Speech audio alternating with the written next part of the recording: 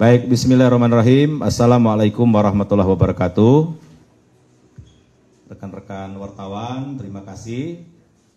Karena dari kemarin atau pasca putusan MK, banyak sekali yang me-WA saya, nelpon, minta untuk menyampaikan pernyataan tentang putusan MK yang salah satunya itu tentang pemilihan suara ulang atau PSU di Kabupaten Serang yang dalam putusan MK itu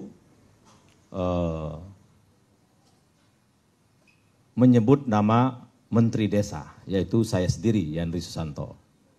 Perlu saya sampaikan kepada teman-teman,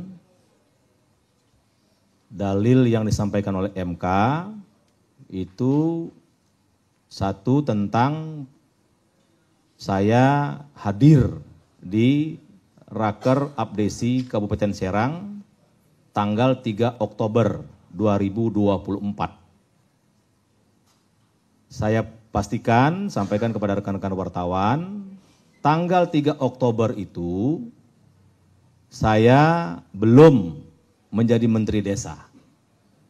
Ya, karena dilantiknya tanggal 21 Oktober 2024. Jadi tanggal 3 Oktober 2024 saya diundang, bukan pihak yang mengundang para kepala desa. Saya diundang, ada bukti suratnya dan itu juga disampaikan ke Mahkamah Konstitusi.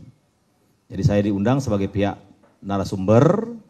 Saya menyampaikan di situ tentang bagaimana Banten bebas korupsi, kira-kira begitu. Karena Banten selama ini belum maju, penyakitnya adalah banyak korupsi yang dilakukan oleh oknum-oknum yang tidak bertanggung jawab. Jadi saya ulangi lagi, tanggal 3 Oktober 2024, saya belum Menteri Desa dan tidak lagi menjadi Wakil Ketua MPR. Karena saya berhenti menjadi Wakil Ketua MPR tanggal 30 September 2024. Jadi clear itu saya bukan sebagai Menteri Desa, saya sebagai pribadi anak bangsa waktu itu tidak menjadi Wakil Ketua MPR lagi dan belum menjadi Menteri Desa. Kemudian yang kedua yang didalilkan oleh MK adalah acara haul dan hari santri di pondok pesantren kami.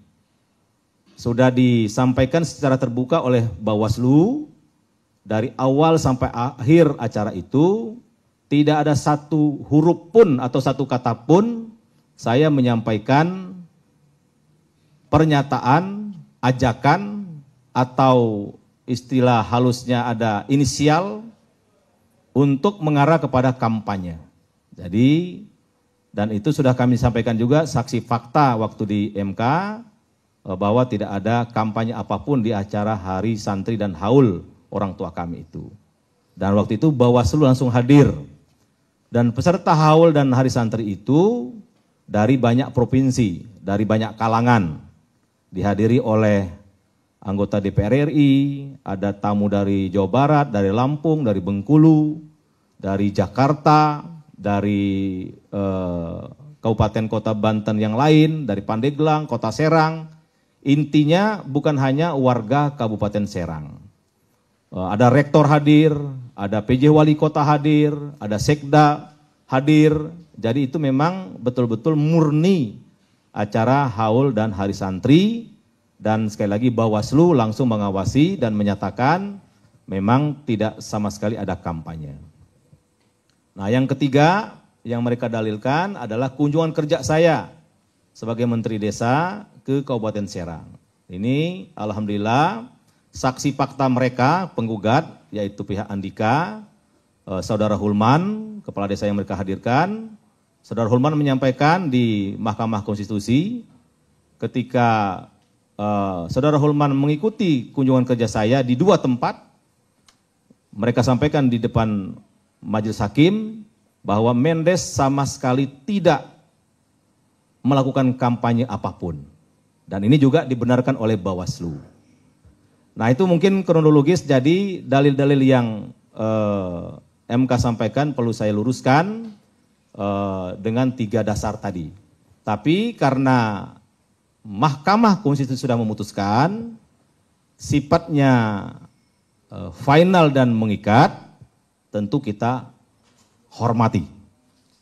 Kita hormati dan saya dapat laporan, karena saya sekarang masih juga ketua tim Pilkada DPP PAN, bahwa partai koalisi di Kabupaten Serang, yaitu Gerindra, PAN, PKS, dan lain-lain, insya Allah siap untuk mengikuti perintah Mahkamah Konstitusi, yaitu pemilihan suara ulang di semua TPS. Dan pada kesempatan ini kami sampaikan juga, kalaulah saya bisa mengendalikan kepala desa, toh saya baru berapa minggu jadi menteri desa, ya kan? Dan saya sebagian besar tidak kenal dengan kepala desa yang ada di Serang. Dan saksi yang mereka sampaikan, hadirkan waktu di Mahkamah Konstitusi, yaitu Pak Kades Julang namanya, bisa dilihat di YouTube itu di sidang MK, Pak Haji Karsa, apa Karso tuh, saya nggak kenal. Dan saya memang belum pernah berinteraksi sama beliau, belum pernah juga ke desa Julang, tapi faktanya 02 yaitu Zakian Najib pemenang di situ. Artinya bukan karena faktor saya. Jelas-jelas kepala desanya kan nggak dukung saya tuh, bahkan di pihak sebelah kan. Tapi masih bisa menang telak 02 situ. Artinya saya meyakini dan menghargai suara rakyat di Kabupaten Serang, 71% kemenangan yang dibatalkan oleh Mahkamah Konstitusi kemarin itu benar-benar suara rakyat.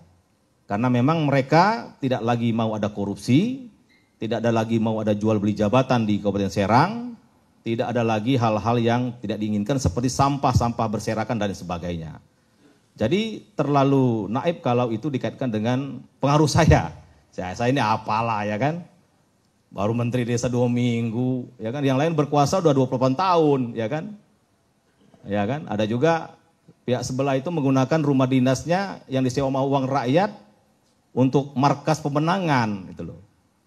Ada juga yang lain-lain. Jadi sekali lagi, tapi karena ini sudah diputuskan oleh Mahkamah Konstitusi, tentu kita menghormati dan saya menyatakan itulah yang bisa saya sampaikan, fakta yang sebenarnya yang ada di lapangan. Bahwa tafsir Mahkamah Konstitusi yang sudah disampaikan kepada publik, ya itu hak mereka, ya. Tapi kami punya fakta sendiri dan sudah kami sampaikan di Mahkamah Konstitusi, tapi fakta-fakta itu tidak dijadikan dalil atau dijadikan pertimbangan oleh Mahkamah Konstitusi sama sekali. Saya kira itu cukup ya, udah banyak itu. Terima kasih. Wassalamualaikum warahmatullahi wabarakatuh.